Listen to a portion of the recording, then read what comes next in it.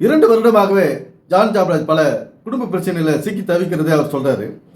இந்த ஜான் ஜபராஜ் ஆரம்ப காலத்தில் குழந்தை பருவத்திலிருந்து நம்ம கேள்விப்பட்டிருக்கோம். பல மெசேஜில் அவர் சொல்லியிருக்காரு, நான் இவ்வளோ ஏழ்மை குடும்பத்தில் இருந்தேன், சட்டை கூட இல்லை, சாப்பாடு இல்லை, இருக்க இடம் இல்லை, இப்படியெல்லாம் ஓப்பனாக சொல்லியிருக்காரு.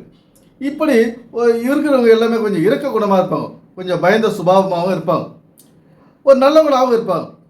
ஏழ்மையில் இல்லாமையில் இருந்து வராங்களே. அதனால் இப்போ பிரபலமாயிட்டாரு ஜான் ஜபராஜ். நிறைய பணம் வந்துடுச்சு.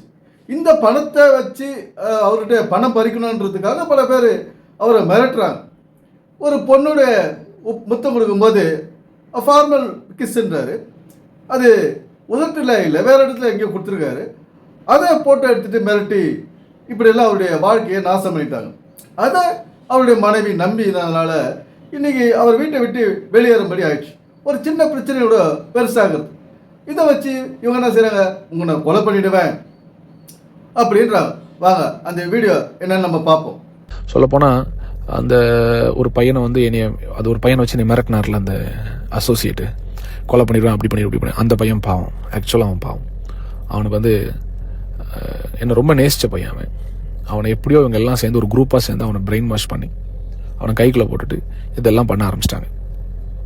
இப்போது அக்டோபர் மாதம் 22ஆம் தேதி என்னுடைய பர்த்டேக்கு ஒரு நாளைக்கு முன்னால் இந்த குரூப், அதாவது இவங்க வந்து சாதாரண குரூப் கிடையாது, பெரிய சைக்கோ குரூப். இவங்க வந்து ஒரு மனிதனை எப்படி அவன் மனநலத்தை பாதிக்க வச்சு அவனை வந்து அணுவாக கொன்று அவனை மென்டலி அவனை மன அளவிலும் அவனை கொன்று அவன் உணர்ச்சிகளையும் கொன்று கிட்டத்தட்ட தற்கொலைக்கு நேராக அவனை வழிநடத்துகிற அளவுக்கு கெப்பாசிட்டி உள்ள ஆட்கள் இவங்க. இது சாதாரண கேங் கிடையாது. இந்த ஆடியோ கேட்குற உலகத்தில் இருக்கிற எல்லா ஊழியர்களுக்கும் நான் சொல்கிறேன், எல்லா விசுவாசிகளுக்கும் சொல்கிறேன், தேவராஜ்யத்தில் சபையில் இப்படிப்பட்ட துரோகிகள் இனி தலையெடுக்கவே கூடாது. அதனால தான் நான் ஓப்பனாக பேச ஆரம்பிச்சிட்டேன். ஏன்னா எனக்கு தெரிஞ்ச நான் சினிமாலாம் பார்த்துருக்கிறேன். சினிமாவில் கூட இவ்வளவு கேவலமான ஒரு காரியத்தை யாராலும் ஒரு சித்தரிக்க கூட, அதாவது யோசிச்சு கூட இமேஜின் கூட பண்ண பார்க்க முடியாது. அந்த அளவுக்கு கொடுமையான கூட்டமாகும் இந்த கூட்டம். அந்த கூட்டத்துக்கு தலைவன் தான் அந்த அசோசியேட். இவர்கள் என்னை மிரட்டுகிறார்கள். அப்போ மிரட்டி நாங்கள் வீடியோவை வெளிவிட போகிறோம். நான் சொன்னேன், என்ன வீடியோ? நீங்கள் வந்து ஒரு பொண்ணு கூட தப்பு பண்ண வீடியோ வெளியிட போகிறேன். நான் சொன்னேன், அப்படி நடக்கவே இல்லை, நீங்கள் விட்டுக்கோங்கன்னு சொல்கிறேன்.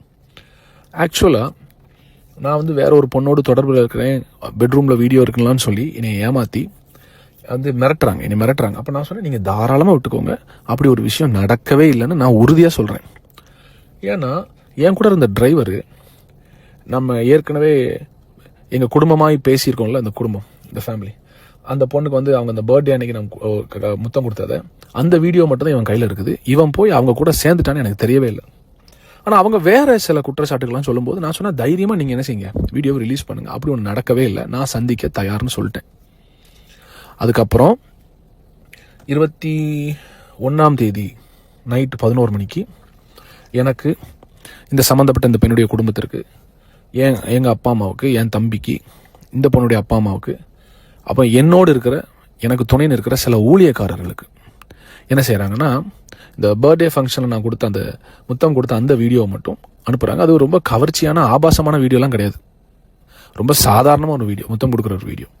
ஆனால் அந்த டைமில் நான் இந்த நியூஸை உலகத்துக்கு சொல்லாததுனால திடீர்னு ஒருத்தன் வெளியில் வந்துட்டு இந்த மாதிரி பாஸ்டர் வந்து ஒரு பொண்ணோடு இருக்கிறான்னு சொன்னால் எல்லாரும் என்னை தப்பாக நினைப்பாங்கன்னு சொல்லிட்டு தான் நான் அதுக்கு பயந்து போய் நீங்கள் அதை ரிலீஸ் பண்ணாதீங்கடான்னு சொன்னேன்.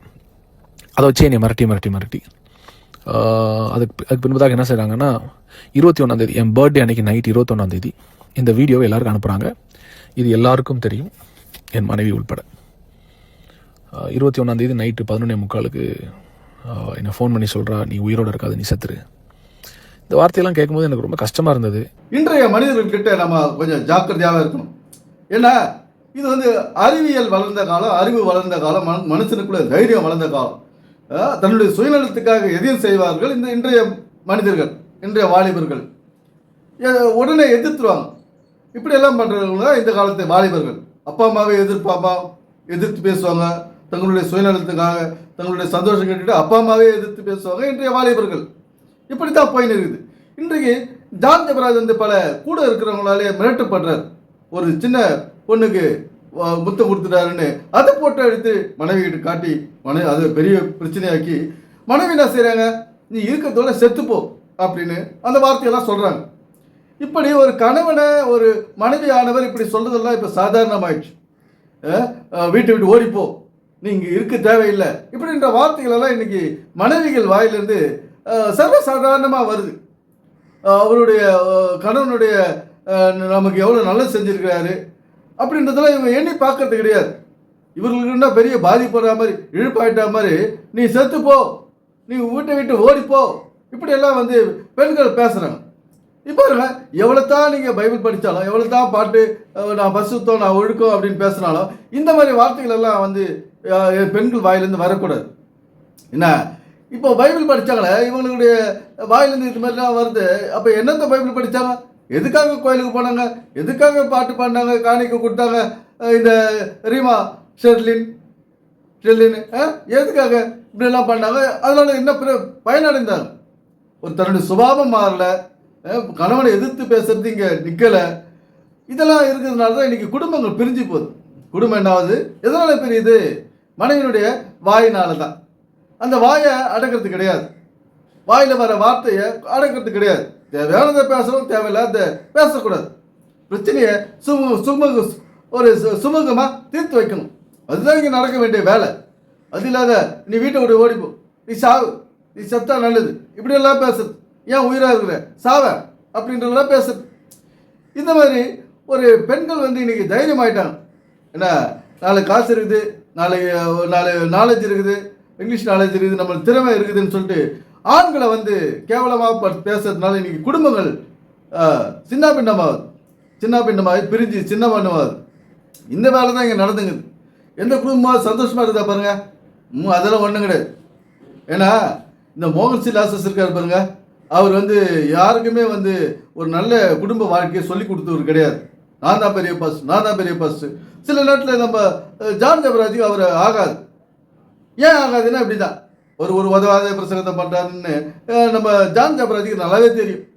ஜான் ஜபராஜ் அதோட நல்ல பிரசங்கம் பண்ணுறவர் தான், நல்ல விளக்கத்தை ஒரு சில விளக்கத்தை கொடுக்குறவர் தான். இந்த மோகன் சி லாசஸ் வாழ்க்கைக்கு ஒத்து வராத விஷயத்தை தான் வேதத்திலேருந்து மணிக்கணக்கில் கத்தி சொல்லுவார்.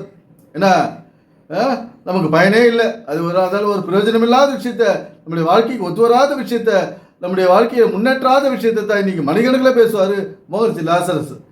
வாழ்க்கையினுடைய முக்கியத்துவத்தை பைபிள்லேருந்து எடுத்து சொன்னதான கணவன் மனைவியுடைய கடமை என்ன, அப்படி எப்படி ஒற்றுமையாக இருக்கணும், எப்படி பிரியாமல் இருக்கணும், எப்படி மனசாப்பா வராத இருக்கிறதுக்கு இவர் அந்த பைபிள்லேருந்து சொன்னதால இவருடைய சின்ன அதெல்லாம் கேட்டு ஃபாலோ பண்ணி நல்ல சந்தோஷமான சமாதானமான வாழ்க்கை வாழ்வாங்க.